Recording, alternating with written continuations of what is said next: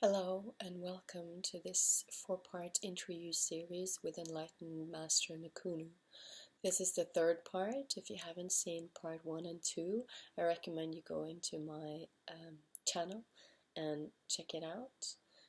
If you have any questions, please don't hesitate to comment below, and Nukunu is happy to answer your questions for you, and we're going to make a separate video with questions and answers. So I hope you enjoy it, and if you're curious about Nukunu and his work, I recommend you checking out his website, nukunu.net. Please share this with your friends so that more people can benefit from this information. And subscribe to my channel as well if you're curious about more topics like this and more videos like this. So yeah, please enjoy. So here we are, the third meeting, and I have a few questions. So yeah, I have a lot of questions actually. I don't think we have time for all of them today, but we can just start with yeah. There's one thing you said in the first meeting we had. You said many things. Meeting. Yeah, the first meeting. You said many things around sexuality and spirituality that is out today is not true. And I'm just curious what specific things are not true. Whew. What could I have meant that is hard about? And then you were also talking about the identification, like the next sentence, you talked about the identification with the body. Yeah. As long as there is an identification with the body, Yeah. there are strong desires. And desires are building on separation. There's something that is not you. So what happens when you realize that you are not the body, Yeah. that you are this pure witnessing consciousness, then the desires in the old sense start disappearing because there's nothing that is not you. Yeah. When you come into your clarity, everything is you. So there's no desire because there's no separation for anything.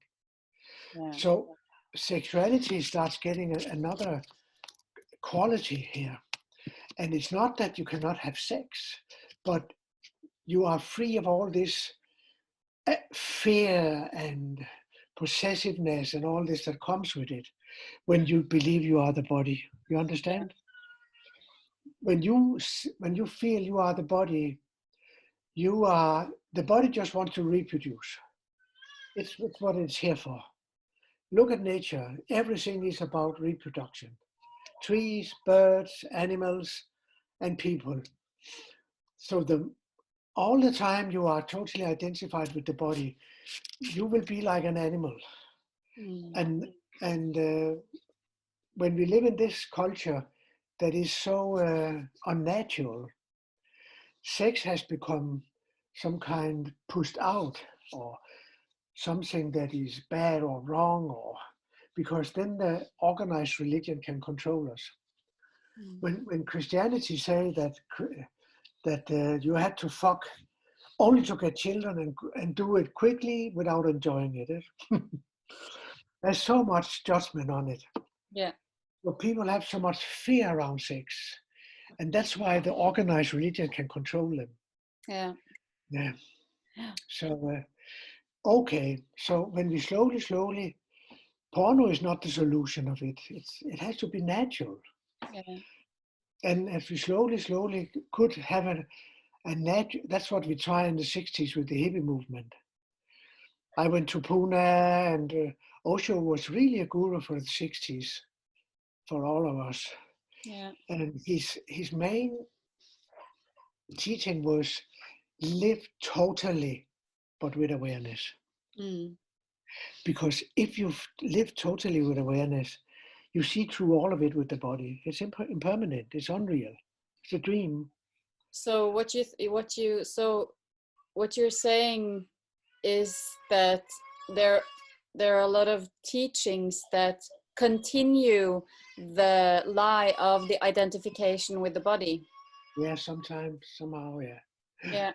So And we also it's see, not. we also see teachers that are not honest about it. Yeah. They say they live in celibacy, but they don't. Yeah. They still keep it secret, and that's when it gets really ugly. Yeah. I have never claimed that I'm living in celibacy, and as my realization went deeper and deeper, I understood more and more of this, that we are not the body. But Yeah. it was not there right away. It took years and cultivation, and people have to understand that, okay, you have an awakening, but it mostly goes away again.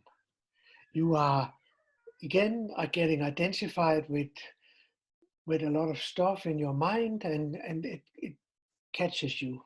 Yeah. So it takes years of cultivating this new way of experiencing life.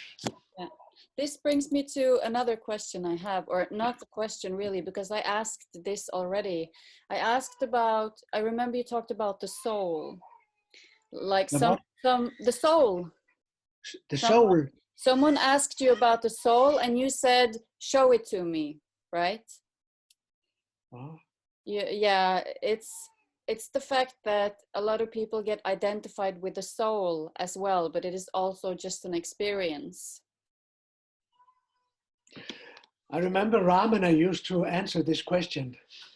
He will ask, but who's aware of the soul? Exactly. Yeah. And you're Also, finished with it. yeah, this identification with the soul is also part of the whole distortion, sort of. It's misinformation.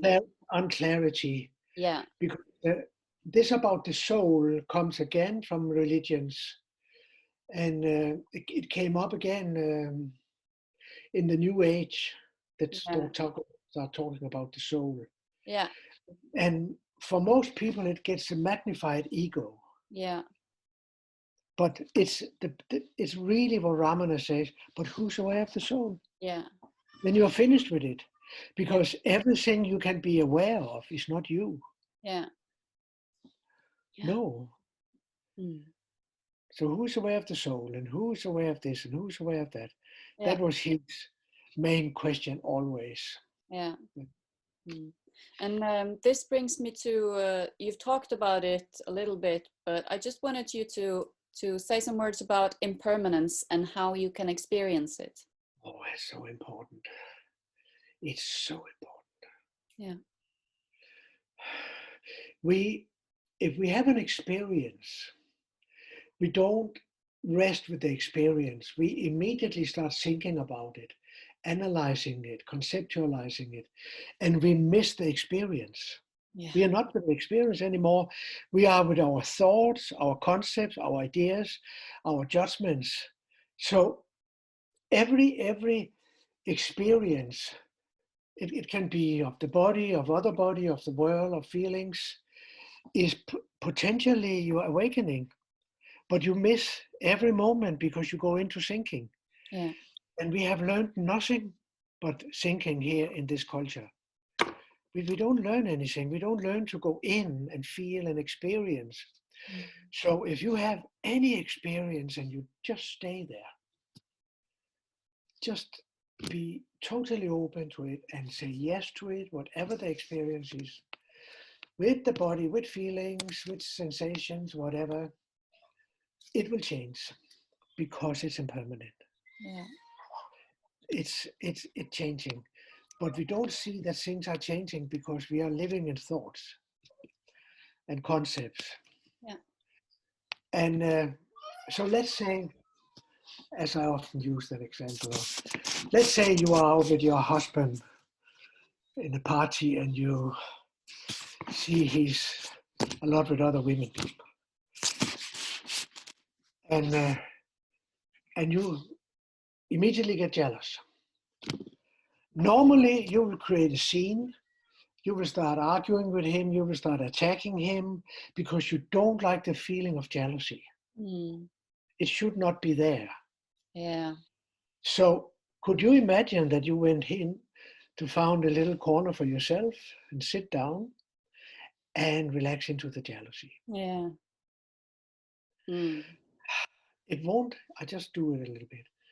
It won't take long if you really say totally yes to this feeling, no thinking, no analyze, no judgment.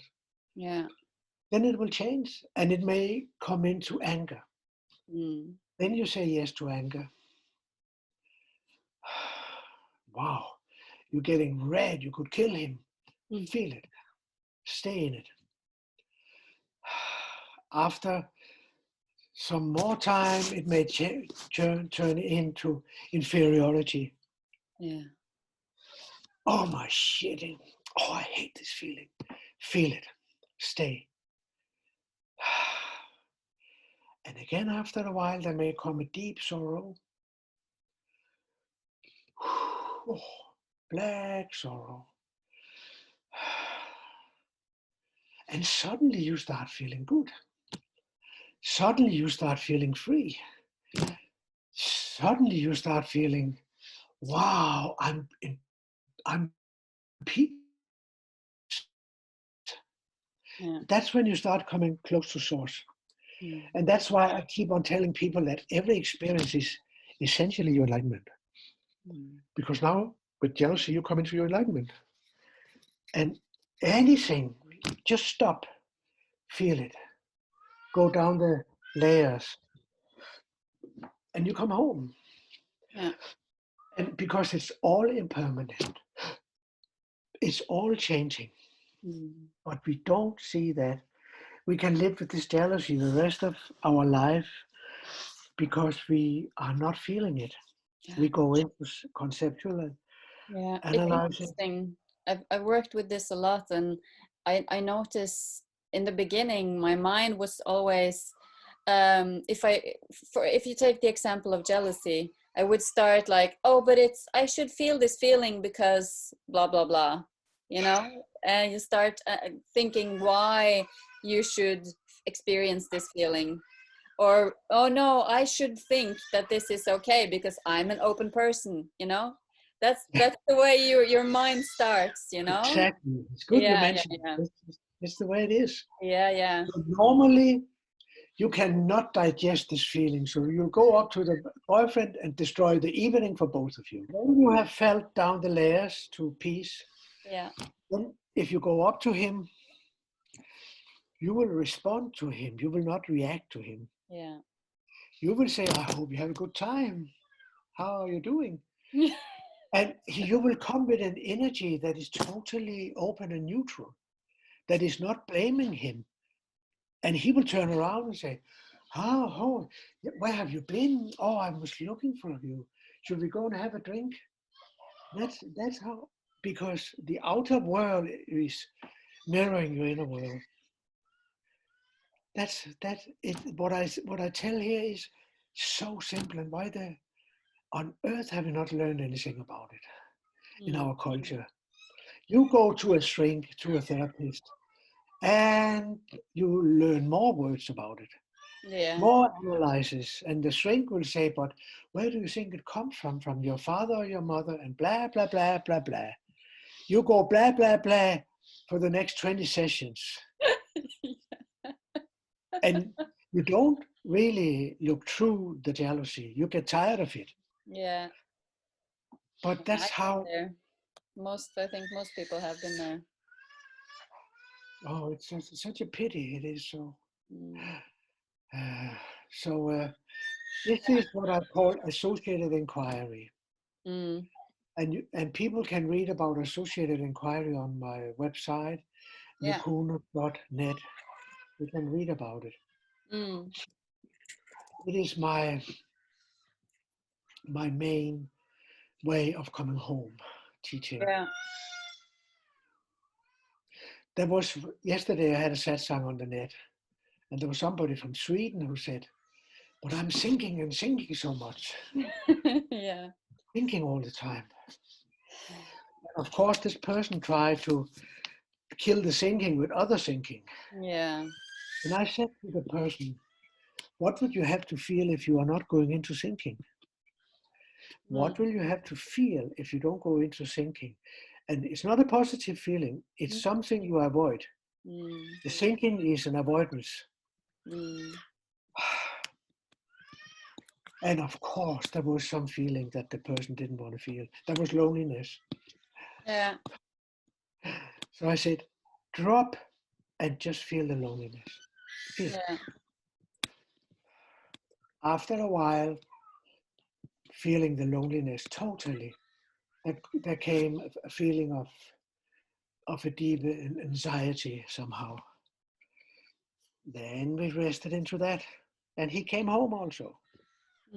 For a moment, touch it, who he is. Yeah. Yeah. But maybe we do a little meditation here with people. Can we do that? Of course. Yeah. So we close our eyes for a moment.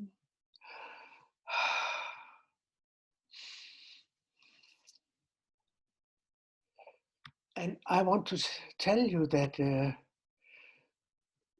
man's consciousness is like a hurricane. The further in a hurricane, the further you go from its silent center, the more chaotic it is. And out in the faraway periphery, the hurricane is pulling up trees, turning over cars. But if you can come into the silent center, there is not a single movement. Man's consciousness is like that. When we wake up in the morning, we just come from the silent center because that's what we experience without knowing it when we are in deep dreamless sleep. We are not aware, but we are actually home in the silent center in us. What are we doing? We start immediately thinking about what we should do today. And we immediately start worrying about what we should do, and we start judging, and we move in the periphery. Slowly, slowly moving further and further into periphery. And in the periphery, when there is something going on there, it's like one hand fighting another hand. Nobody can win. The ego will try to get rid of something, or it will try to get hold of something, grasping and rejecting. It's like one hand fighting the other hand. And you actually get more and more out in the periphery. It's getting more and more painful, more and more terrible. If you could stop and feel the feeling that is there right now, don't try to get rid of it, just feel it. Oh, don't judge it, no thoughts, just feel. If it's inferiority, feel it. And it will slowly, slowly become another feeling after a while. Boom, boom, boom, boom, boom. You will slowly, slowly get back to the silent center. And suddenly you're free. And you haven't understood or analyzed or done anything with anything. You're just free. Very few people understand this. So in India, in the classical India that I love, of course, it's called Maya. All these experiences and all these feelings and all these sensations and all these thoughts, it's called Maya. And Maya means a veil over the truth. It's veiling the truth. In Buddhism, they call it samsara. It's another word for it. Same thing. So in the classical Indian way of coming home is to meet this Maya totally and see that it doesn't really exist. Because if you really start experiencing it, it starts disappearing. Yeah. It's like, the small waves on the ocean. We are identifying with the waves and we don't realize it's all water. Yeah. Yeah, because all our experiences are essentially made of this enlightenment. You can call it God if Mm. you like, because there is only God. Mm. You will come to know that there is only God. Mm. Now God takes form of this, now God takes form of that. It's all God. And when Jesus said, me and my God is one in the New Testament, it's totally true. Mm. And in Advaita we say, only Brahman is real. Everything else is illusory. Brahman is God, again, the absolute. But we live in the world full of things and we don't see through it because we name it. And we live in all these judgment and analyses and concepts and labels. Mm.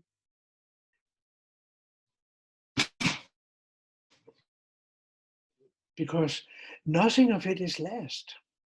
Mm. You fall in love with a man and you think it will last forever.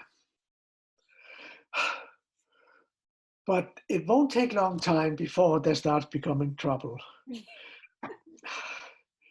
How long will the honeymoon last? It may last a week, it may last 2 weeks, but because when we start getting closer and closer and closer, we cannot pretend anymore. There comes things up that get mirrored, jealousy, anger, stuff, and we start having trouble with each other. And of course, it can be used to a way of enlightenment. That's what I keep on telling people. Use your relationship to wake up, because the relationship will mirror all the difficult pain in you. Mm. Like it's the best mirror you can get. You fall in love with a man, and first there's all the beautiful feelings, but after a while there will come a lot of other feelings that is not so beautiful. And of course, they are all your chance to wake up. So that should really be the commitment. Mm. And in old India, the marriage, if you see Ganji movement movie, I think it's there also. When you decide to marry a person, this ceremony, you will walk around him and left way as a woman, and make a commitment that you will do whatever you can to help his enlightenment. Mm. You will totally support his enlightenment. And he will do the same. Then you will sit down and he will walk around you from the right side, making the same commitment that he will do everything that is in his power to support your enlightenment. Can you see? What is it we have forgotten? Mm. Instead of these stupid things with the marriage here, that we will marry and love each other to the end of our days, and all this nonsense. Yeah. Yeah. Yeah, it sounds nice, but it's unreal. It's unrealistic. Yeah. No, if it's a real good marriage, there will be a lot of stuff coming up. Mm. Because if you really love this man, first of all, he will mirror all the also negative things in you, also the positive, but also the negative. And if you really love him, you will stay with him. Try to stay. Mm. And you will meet all this stuff. Yeah. I just hope that people will do it, but we know nothing about it. Mm. Nobody can put neither love or negative feeling into you. They can be a mirror. Yeah, can you talk some more into that? Because I really loved it the first time I heard about it. I remember it, I really felt it strongly, because we all, even though we're not aware, we think that the other person is putting love, but it's not. It's all you. Yeah. Can you talk some more about that? Because I love just that realization. It's a perfect mirror. Yeah. And this mirror suddenly opening up oh, all these feelings in you that you have not really been in touch with. So you need a mirror often to get in touch. Yeah. But just know that nobody can put love into you and nobody can take love away. Mm. So if you really have experienced love like the way I'm talking about it, even if a person go away, the love doesn't go anywhere. You have experienced love, it is you. And if the man goes, yeah, of course, it's not what you really want, but it's not this drama because the love is still with you. Mm. And you know, it's very likely he won't go anywhere if you have understood this. Mm. That's very likely he don't go anywhere. Yeah, we all know the feeling of if someone makes you responsible for their well-being. Yeah. You know, everyone knows what that feels like. I call it the difference between fall in love or rise in love. Mm. Again, we have no idea about what it means to rise in love. Mm. We know what it is to fall in love. Mm. We are somehow victims of something outer. Yeah. And it's horrible. Mm. And it's not true. Mm. So when you rise in love, you understand that this is your love, it's your feelings. Mm. And the other person is a mirror. I often say that life is a mirror hall. Mm. You go from one mirror to the next. Mm. It's a way of talking. Wow, yeah. And you stay in front of a terrible mirror that mirror all your anger. And you try to cross the mirror or get rid of it. I had a relationship, but I was so much in love with that woman. And it's many years ago. And she left me from one day to the other. And I was crying and screaming for 2 years. Mm. And nobody told me, but Nukunu, it's your love. Yeah. She have not put anything into you that she can take out again. Because I literally felt that she walked away with my love. You know that feeling? Yeah. Yeah. Mm. That's ignorance. Wow. Totally ignorance. Yeah. So we really have to work with these projections. Projections are so important. Mm. The negative and the positive. Yeah. Yeah. Let's see. I have a few more questions, I think. Mm. You talked about free sexuality and sexuality being natural, and it made me think about you remember the poet, the enlightened woman in India that was writing poems, and she was walking naked in the street, and she said, "It's not me that's naked, it's God. Yeah. God is walking naked in the streets." It's most likely Lala in Kashmir. Yeah, that's right. Yeah. I mean, it was fantastic in a society that already those days was quite uh, influenced by Islam, quite a lot. But it was a mingle pot in the 14th century of Christianity, Hinduism, and Islam. And Lala, the grandmother, she was also called. She managed to wake up in this culture. Amazing. And she walked down naked because what is there to hide?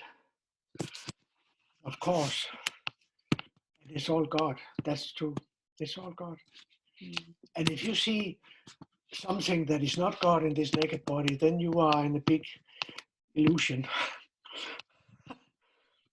Everything is God. Yeah.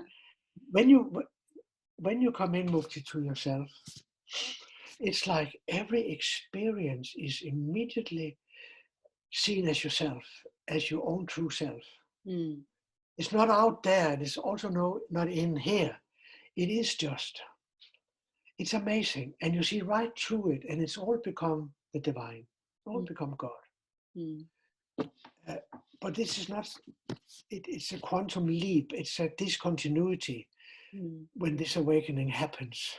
And it happens when you are absolutely silent and not try to do anything with anybody.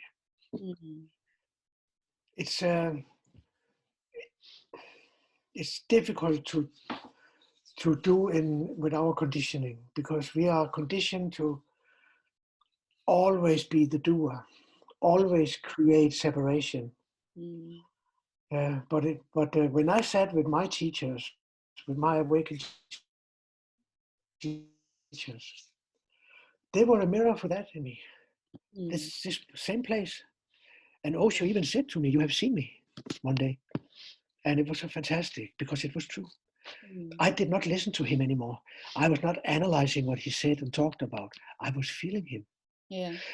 I was just taking my projections back in a way on him, that I'm the same space as he is. But he's a perfect mirror of it. It's very difficult to find enlightened people. But if you find some and you feel a good connection there, then it's a perfect mirror for the same place in you.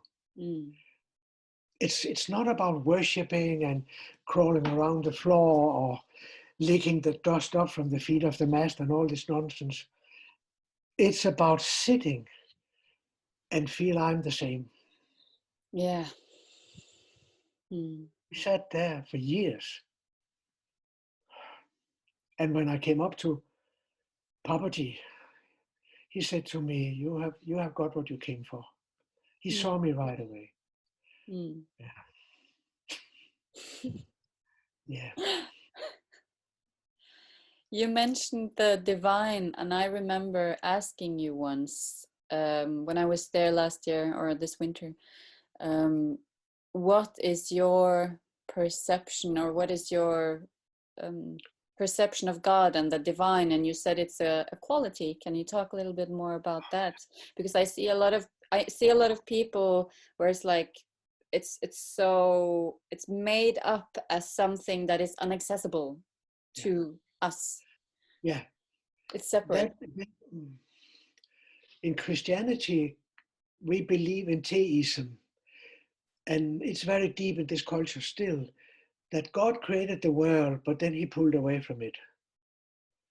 God is not in the world, he pulled away. He created it, but then he stepped out of it. And this is called theism. When you have realized that God is immanent in everything, it's animism.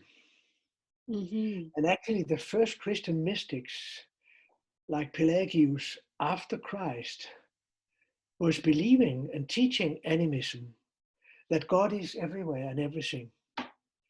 But then you cannot build a religion on it. You cannot build a politic if God is everything and everywhere. So that's why Catholicism came in and talked about theism. And all the people that didn't believe that had their head off. It was 300 after Christ. And this is still here. This kind of, and also the fear of claiming I'm one with God.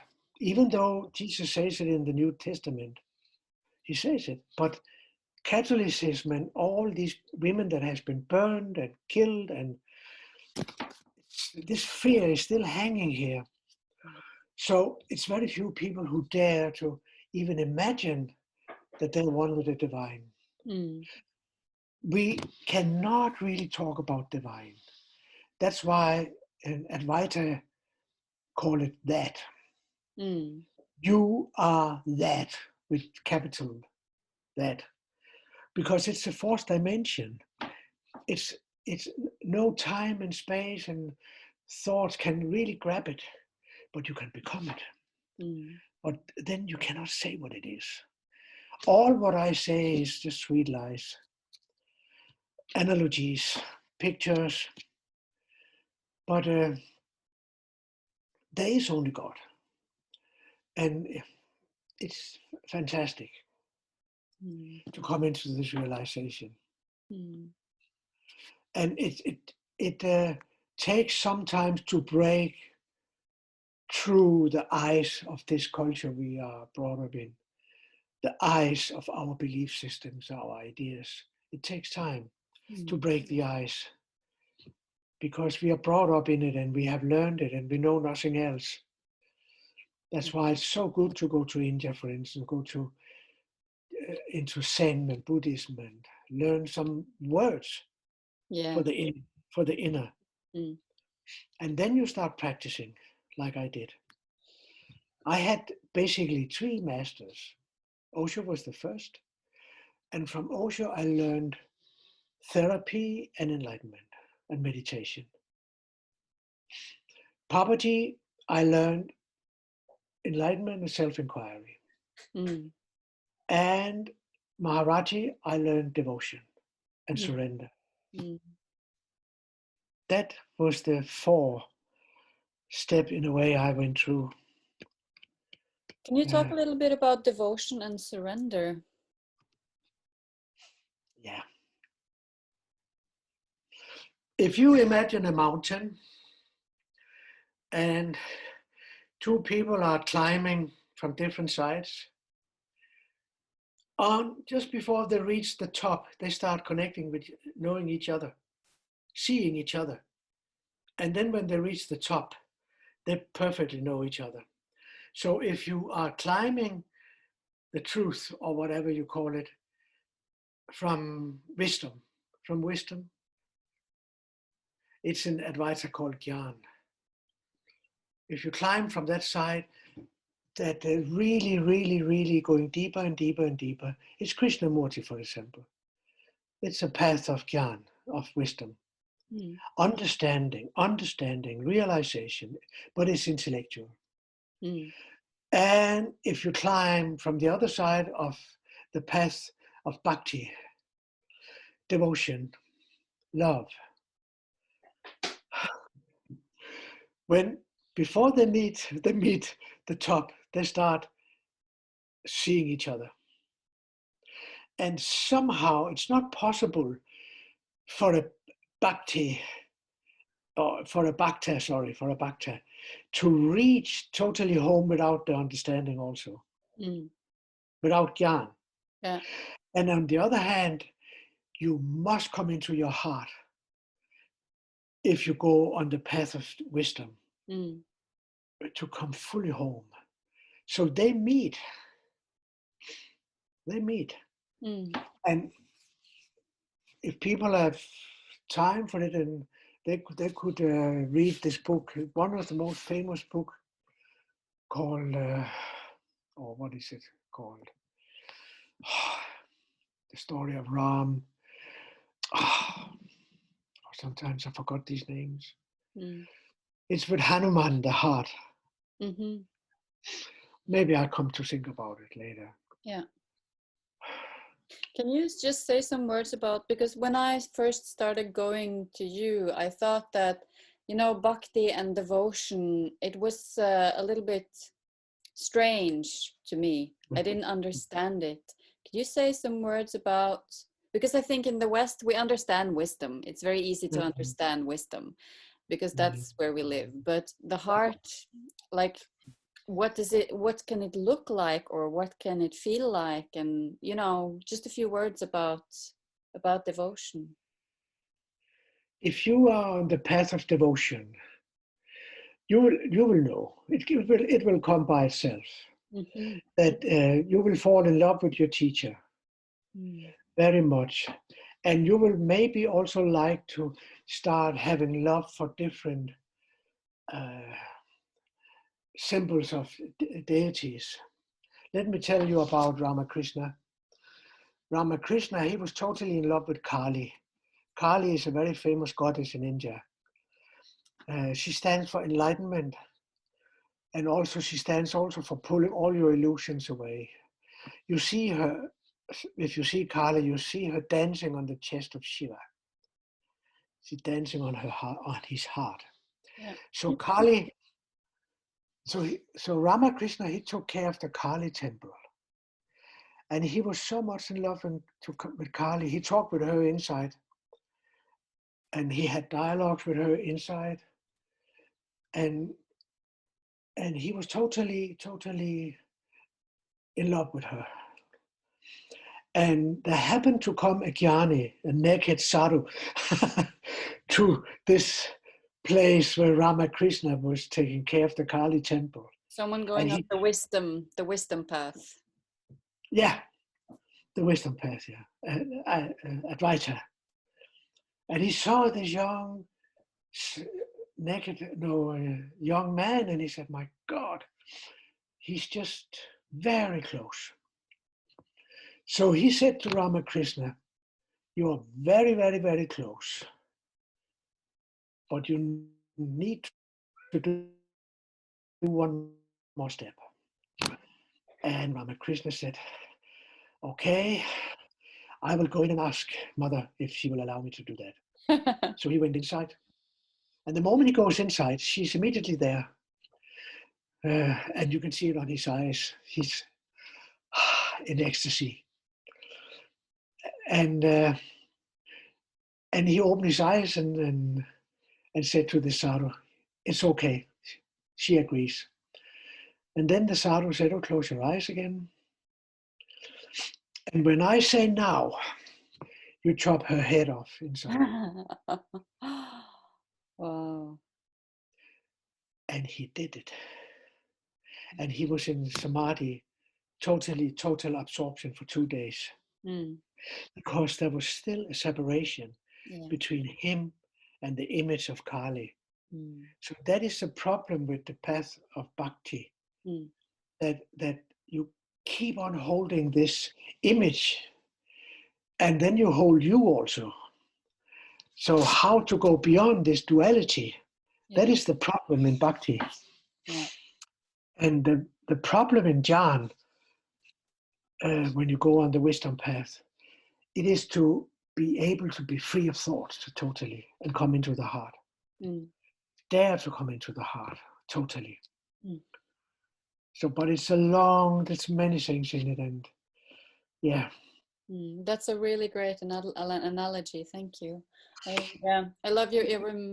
I remember you saying that once, that the bhakti, you can get stuck on loving. Yeah. You project your love. Yeah, that's what Christian did a lot. Yeah. The Christian mystic. Yeah. They had to also somehow come beyond the duality of me and Christ. Wow. Difficult. Yeah. Oh yeah, I have one very interesting question. You've heard about the Me Too movement? Me Too? Yeah, the movement with the sexual harassment of women. A couple of years ago, or a few years ago, there was this huge uprising of a lot of stories about women being harassed on work and sexually harassed and all of that. And I have this feeling about the groups you are talking about that you had with Osho. People like you were holding women and forcing them to like come out with your anger because they were trying to escape from your groups. And I have this really strong feeling that today that would be seen as harassment. If you did that today, you would be locked in, you know? We will do anything in these groups to help the participants to come in repressed feelings. And we could do it because we all trusted Osho. Yeah. We didn't trust techniques and therapists and all this. No, we trusted Osho. It was that was the miracle. So if we will hold a woman and try to get her angry, it was some kind of a contract we had with each other. We will never do things to her that she didn't agree with. Yeah, because you all knew, you were all in agreement and in trust. Yeah. That's why it worked. Yeah. We never forced anybody to anything. Yeah. But many things came up those days. That was so many women want to go into the middle and masturbate. It was it was obviously somehow of repressed. They want to challenge it. Mm. So we could sit at a circle with 20 people and one woman went into the middle and start masturbating. She want to confront this fear Mm. of being exposed or whatever it could be, masturbating. Mm. And men did the same. Mm. And I remember a group work with sex with me and two other women. And when we start going really into it, one of the women fainted.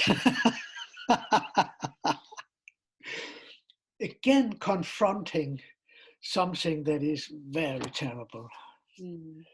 Uh, and I wonder what that would look like today if we have, yeah, I really wonder what that would look like if we did it today with, yeah, what's living in today's society. This is so interesting to me. but mukti, it's difficult. I don't see it in our society. No. We could do it because we were children from the 60s those days. Mm. You cannot do it today. It's we have certainly not become more free. Certainly not. Mm. But we try to challenge all this should and should not. Yeah. And we did it in a big trust and love. Mm. That's why we could do it. Exactly. Yeah. You cannot do it unless you have some unconditional trust and love. Yeah. Then it's too difficult. It So would be, it would be a lot of thinking and a lot of yeah. contracts in your mind. But yeah. Mm. I don't feel that energy, but I'm also an older man now. Mm. I don't have any energy in it really, you know, Yeah. in all this, unless it's needed. Yeah. In the beginning, in the 80s, in the beginning of the 80s, when I did group in Denmark, we could do something with people naked also. Mm. It was more free. Mm. When I had a sexuality group, everybody has to take their clothes off. But we are back in beginning of the 80s. Yeah. And I had a woman that was assisting me, and we was of course also naked, but she kept a scarf on her, You told an me. orange scarf. I Yeah. said, why don't you take that off? She said, no. It gave her a feeling of not being totally naked. Yeah. I But have we were, yeah. Yeah. I have a question about, and you mentioned encounter groups yeah, with violence. yeah. And I'm curious, what would that look like? What is Okay. I don't even know what an encounter group is. It encounter means, of course, translated to really meet. And especially with violence, anger. So we have boxing gloves in the encounter groups in Pune days, because some people would, especially from Germany, they would like to go into the middle and have somebody they could fight with, so they could kind of react their anger out. So not to harm anybody, we had to protect people. So we asked them to put gloves on, boxing gloves. What I have been done later also about this, I have been letting people wrestle, Mm. sitting on their knees, but no hitting, but just wrestling, all that you can. And you can scream and you can, but you are standing on your knees and you're wrestling with another. Mm. It's a very nice exercise Mm. because uh, many people need to come to get their anger really come out in the body, Yeah. not something they're thinking, but Yeah. really fighting with somebody. Mm. I got this when I was doing the holding session with Paul? Paul. Yeah, I did when I did the holding with Paul. I Yeah, really got that anger. Really. when he Yeah. was holding me, and it was so great, you know. Oh, getting it into the body, that was Yeah. so amazing. Yeah. It's so repressed. Mm. Yeah. I don't know what to do. We could not get people to go and kill each other in a war if they were really having been into all these deep feelings. Uh, mm. Yeah, because then they already processed and Yeah. already fell through them, and Yeah, it but wouldn't be necessary. how can they get all the young people, always all the soldiers, how can they get them to do it, Mm. to go into the war and kill other people? You know what we said in the 60s, that imagine there was a war and nobody came to it. Yeah. That's what our motto, Yeah. we live from. Come in and realize ourselves so deeply that even if there is a war, nobody's interested in it. Yeah. But yeah. Wow. Yeah. Imagine no one showing up to a war. Yeah. Mm. I'm Then reading now some. Putin and Donald can fight each other if they like. Yeah. Or Yeah. Yeah. You. I just would like you to say some words about. I know you really value sharing yeah, and talking about everything until it doesn't carry tension. yeah. Mm. Sharing is so important, because the first thing that happens in a sharing is that you come out of the secret. Yeah. Yeah. Mm. If you don't share something very, very deep, it stays as a secret in you, and Mm. it becomes a kind of wound. Yeah. But the moment you share it, the very gesture of sharing is also accepting it. Yeah. If you can share something deep in you with a group or another person, you somehow also accept it. Hmm. Otherwise, you couldn't share it. Mm. So it's very important. Share, do sharing, and really very deep. So there's nothing secret in you that you are struggling with. Mm. I just, I mean, I've experienced some once where I shared something, but it was kind of forced. I didn't really feel trust when I was sharing it. It was more of a Ah, sharing because I felt that I had to, or I, you know. So there's a, no, no, it should never be like that. yeah. It will not have been with me. No, no, no, it wasn't with you, Yeah, definitely. no, No, no. It no, was just, I will never force people to do it.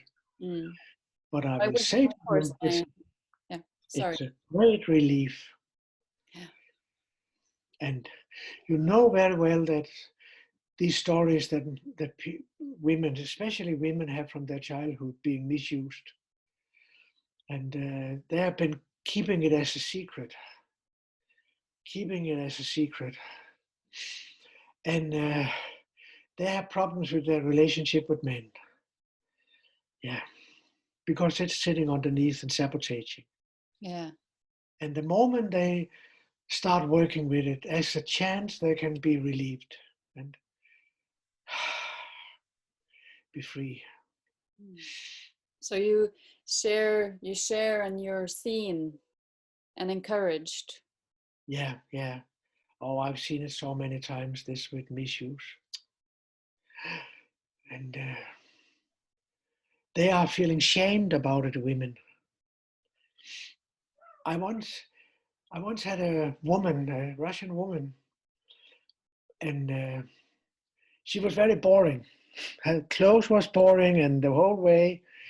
And she finally got the courage to go into the middle of the group and say that I was misused by my father. Mm. And the way it was that he would say, "It's our secret. It's our secret," Mm. and she has to masturbate him. Mm. And that, of course, that she could go into the middle at all talk about this, son. It was a great thing. Then I asked her, imagine that you are with your father and you're going to masturbate him and your mother is coming in and seeing it. What is she saying? And she said, what are you doing? And it was a kind of psychodrama, you know. Yeah. And the man, the father said, oh, sorry, and you know, it was totally exposed. Yeah. And she suddenly felt the mother was really on her side. Yeah. Really with her, loved her, stood up for her. Yeah. I tell you, next day you should see her. Nice dress. And also somehow the face looked different. And in a short time, she started creating a relationship with some of the guys in the group. It's just saying something about it. Yeah. Secrets. And the terrible thing is about it is that the mother is also responsible for a daughter being misused. Yeah. She's responsible for not really either really confront the man if she knows it, or leave him if they don't have sex. It's really ugly that she's living with a man and she doesn't take really responsibility, but she may not want to have sex with him anymore. And he starts putting it out somewhere else. It's her responsible really to stand up and say, I'm not attracted anymore. We have to do something else or whatever. I've been married 4 times. And it was mainly because I had to. The first marriage was a woman, so I could go to America. I could get a green card. And my last marriage was with Tara, so she could come up to Denmark from Mauritius. But, what was it I want to say? Yes. I always stepped out of my marriages or my relationships when I started getting attracted to other women. I knew it's finished. The magic here is finished. When I start having eyes on other women. Otherwise, I was naturally devoted. And what is it called when you are staying really there? Yeah. Committed, yeah. Yeah. So when you start losing interest in a marriage, you have to work with it. And finally, maybe have to find another partner. Because we are changing. Yeah. We are not the same. My longest marriage was 7 years. And of course, when I married her, I was a different person than after 7 years. We are not always developing the same way. We meet at a certain point where there is a lot of connections, a lot of things that we share, and then maybe we start moving away from each other. Yeah. Yeah, it's been 1 hour now, so yeah, it's been really amazing. Thank you. Thank you. Yeah, thank you for watching. And again, if you want to see more like this, then I recommend you go and check out Nukunu's website, nukunu.net, and also subscribe to my channel so you can get updates about other videos with Nukunu. So thank you for watching. Have a nice day.